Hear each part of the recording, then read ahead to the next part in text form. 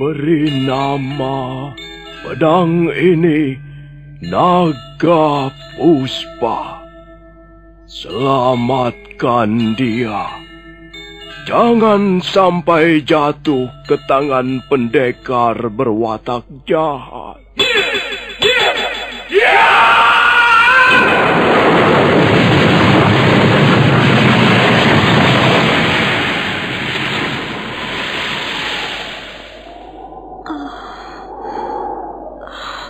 Kakang Kamandanu, kau masih juga tidak percaya bahwa aku mencintaimu. Mesin, maafkan aku, Mesin. Mesin, Mesin!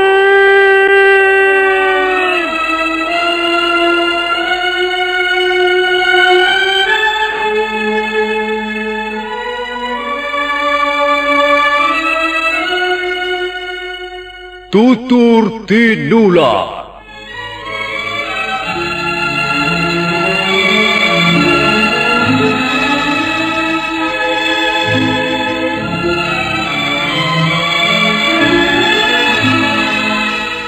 Sebuah sandiwara radio serial, produksi Sanggar Cerita dan Teater Sanggar Prativi. Sebuah kisah dengan latar belakang sejarah runtuhnya Singasari dan berdirinya Kerajaan Majapahit.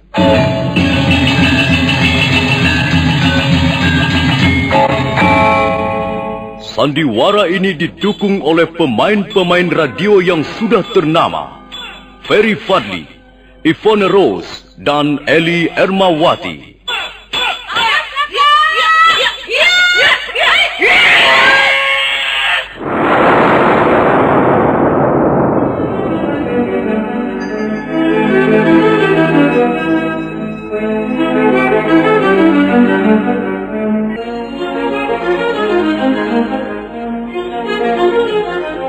Cerita ini ditulis dan diolah oleh S. Tijab, hiasan musik dan sutradara C. Ispriyonoka.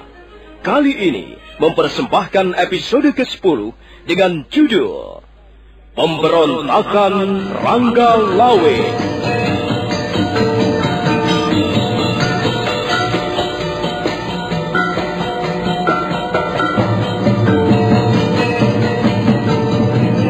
Dalam seri ke-280 ini didukung oleh para pemain Idris Apandi sebagai Ramapati, Rusli sebagai Rangga Lawe, Nusri Nurdin sebagai Lembu Sora, Ivone Rose sebagai Sakawuni, Ferry Fadli sebagai Arya Kamandanu, Herman sebagai Wong Yin, Yanuar sebagai Ratanja, dan Asdi Suhastra pembawa cerita. Selamat menikmati.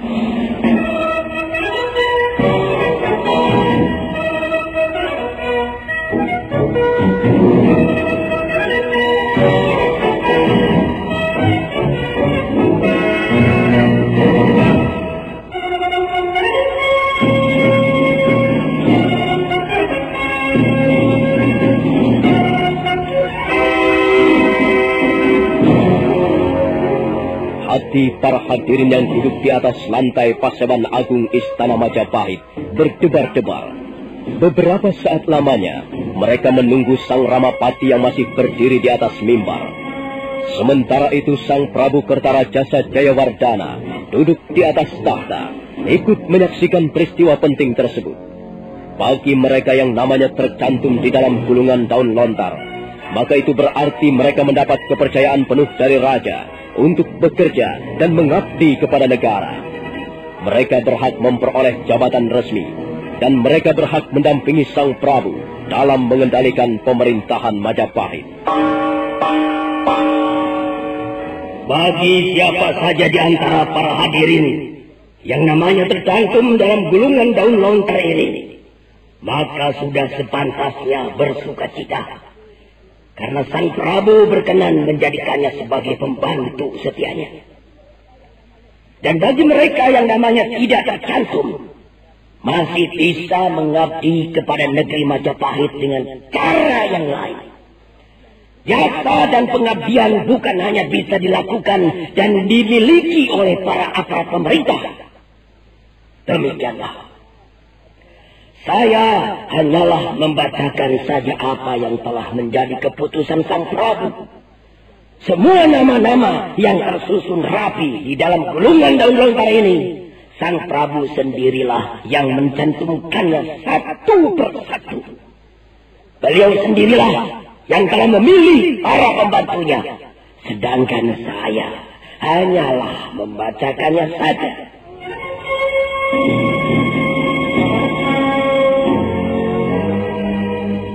Hening sejenak suasana di Paseban Agung Istana Majapahit.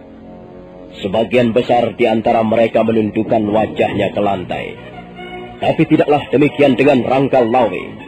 Rangga Lawe yang duduk bersebelahan dengan Lembu Sora tetap menegakkan kepalanya, mengawasi Sang Ramapati dengan pandangan mata berbinar-binar. Sang Ramapati kemudian menolehkan kepalanya ke arah singgasana Sang Prabu.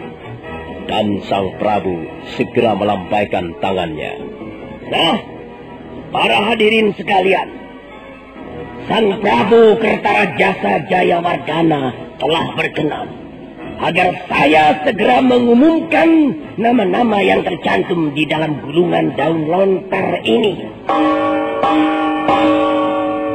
Berdirinya kerajaan Majapahit ini tidak bisa dilepaskan begitu saja dari jasa-jasa beliau, Tuan Arya Wiraraja, Adipati dari Kadipaten Sumenep. Karena itu, Gusti Prabu Kertarajasa Jayawardhana berkenan mengangkat beliau sebagai Rekian Mantri Adhikara. Untuk menunaikan tugas-tugasnya sebagai penguasa tunggal di kerajaan Majapahit, Sang Prabu membutuhkan seorang pejabat yang disebut Rekrian Kanuruhan. Nah, Sang Prabu sudah memutuskan bahwa Empu Elam diangkat sebagai Rekrian Kanuruhan. Kemudian orang yang ketiga, seperti yang sudah kita ketahui semuanya, bahwa Ronggolawe adalah salah satu di antara para panglima perang Majapahit yang banyak berjasa, baik dalam peperangan melawan bala tentara Kediri maupun bala tentara asing dari kerajaan Mongolia. Peranan Ronggolawe tidak bisa dianggap enteng. Untuk itu, Sang Prabu berkenan mengangkat Ronggolawe menjadi Adipati Mancanegara di Subang. Rangga Lawe mendengus keras mendengar namanya disebut-sebut sebagai salah seorang pejabat kerajaan Majapahit. Nampak wajahnya membayangkan rasa tidak puas. Ia menoleh ke arah Lembu Sora yang duduk terpekur di sebelahnya. Bagaimana pendapatmu, Paman Lembu Sora? Apakah aku pantas menjadi seorang mantri mancanegara? Sudahlah, Rangga Lawe. Itu sudah menjadi keputusan Sang Prabu. Kau harus menerimanya dengan senang hati. Itu sama saja aku telah dibuang jauh-jauh dari Majapahit, Paman Lembu Sora. Rangga Lawe, janganlah kau terpancing untuk menumbuhkan prasangka yang buruk. Gusti Sang Ramawijaya pasti sudah memikirkan dan mempertimbangkan segala sesuatunya. Sudahlah. Mari kita dengarkan pengumuman berikutnya.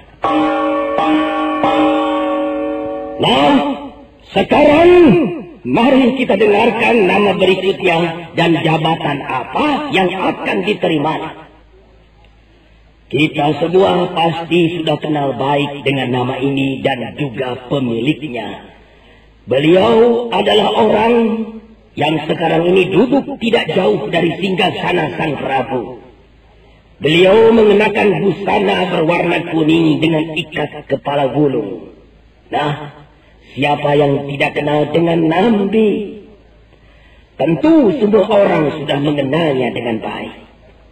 Nambi adalah orang yang sangat berjasa dalam pembangunan Majapahit. Bahkan Nambi telah ikut berjasa ketika Sang Prabu masih menjadi salah seorang pangeran Singasari yang waktu itu menjadi buron pemerintah Kediri. Nambi adalah orang yang dapat dipercaya kesetiaannya, pengabdiannya, dan kebersihan hatinya. Karena itu, saya kira keputusan Sang Prabu sangat tepat. Beliau, seperti yang tercantum dalam naskah Daun Lontar ini, telah mengangkat Nambi menjadi Rekrian Mapati Majapahit.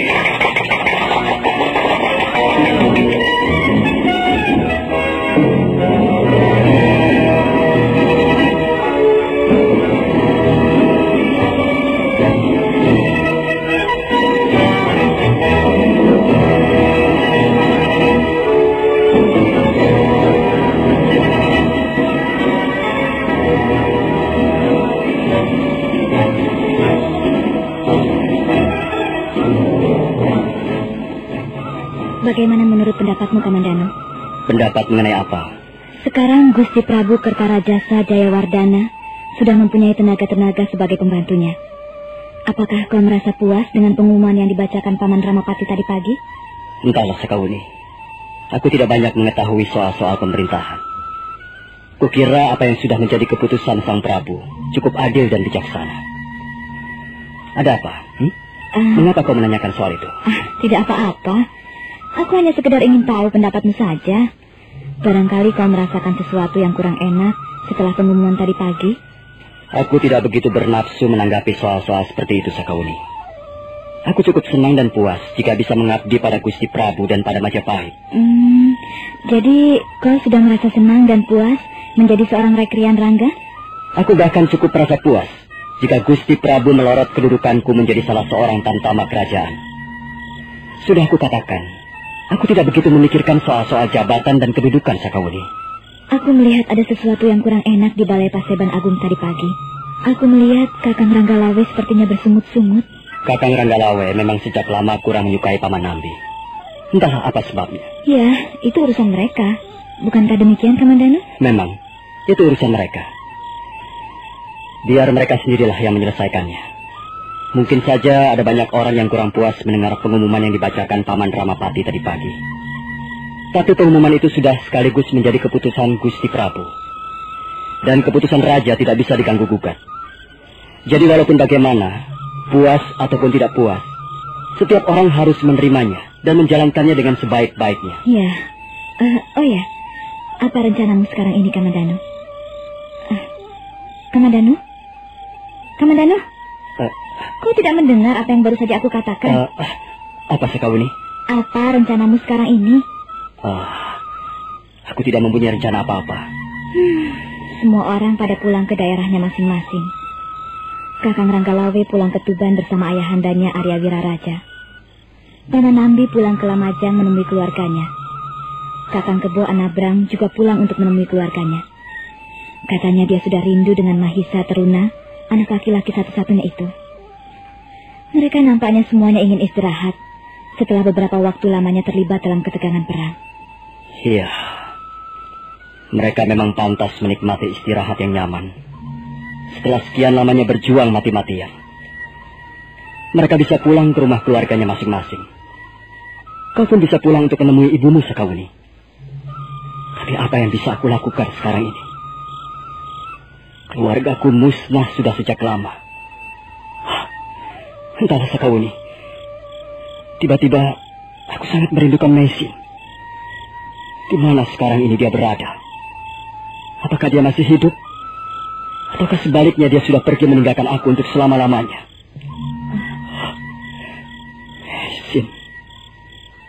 Mesin.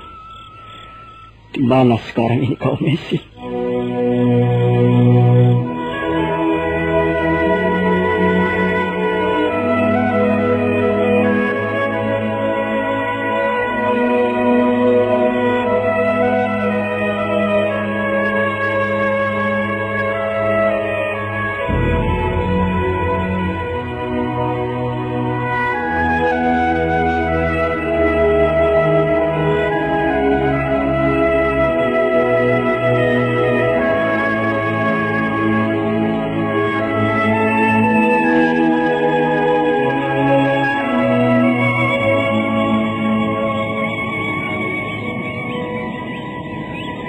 Desa Pasuruan I terletak di sebuah pantai bagian timur Pulau Jawa.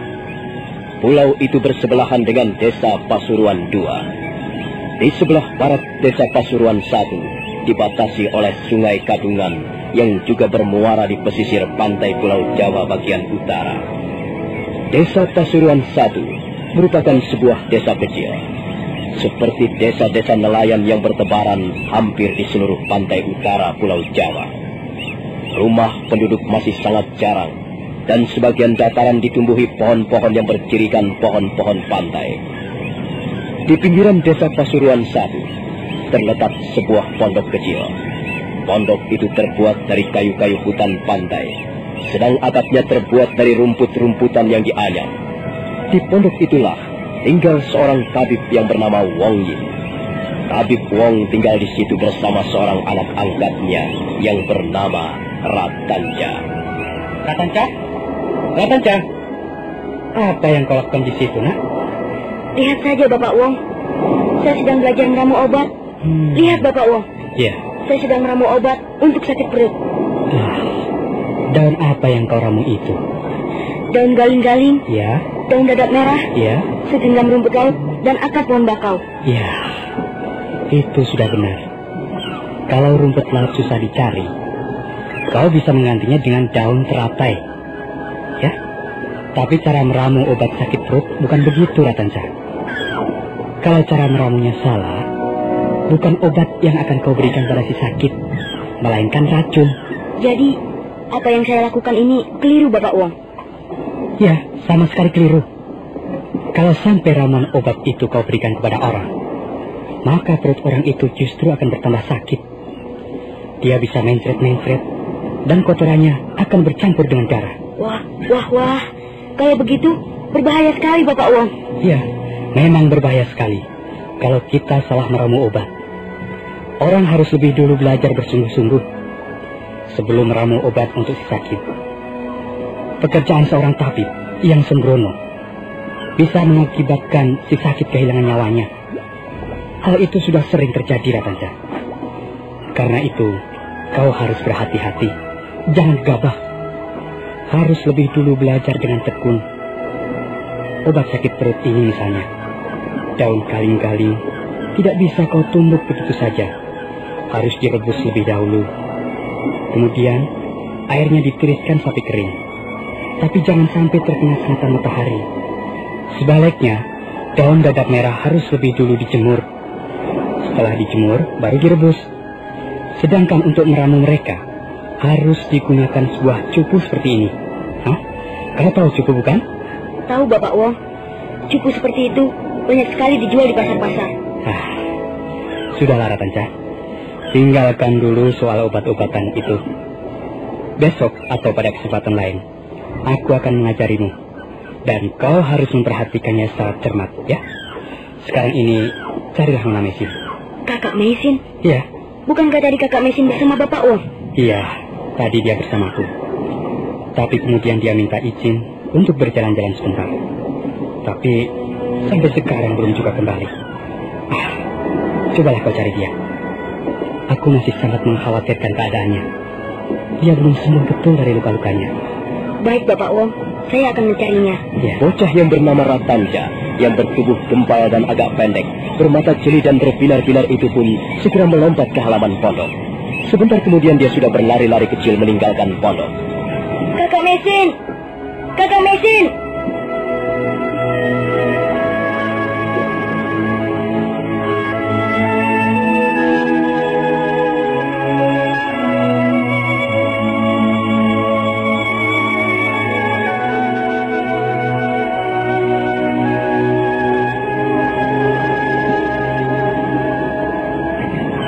Ratanja terus berlari-lari di sela-sela pohon hutan pantai.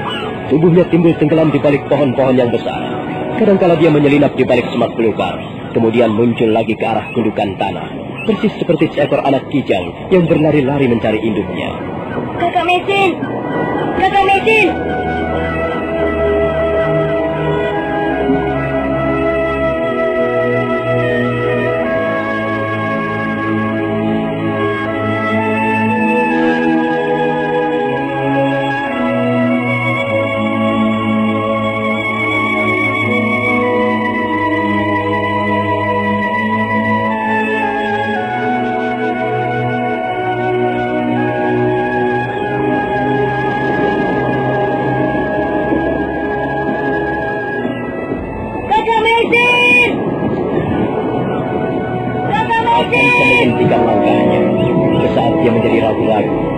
Sejauh dari tempatnya berdiri, dia melihat seorang wanita berpakaian sutra duduk di atas pasir.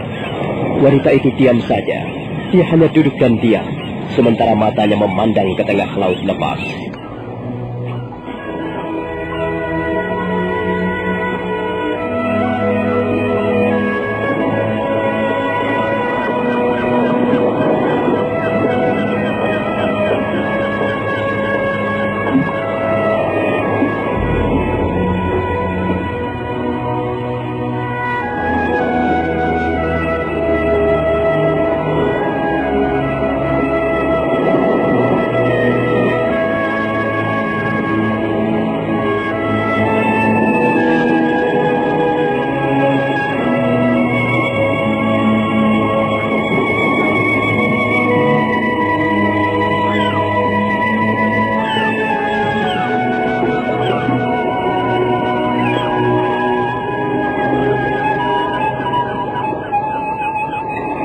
Perlahan-lahan Ratanca mendekati wanita yang duduk terpekur di tepi pantai. Wanita itu kemudian menoleh. Wajahnya kelihatan sayu, murung. Wajah itu seperti diselimuti kabut kesedihan.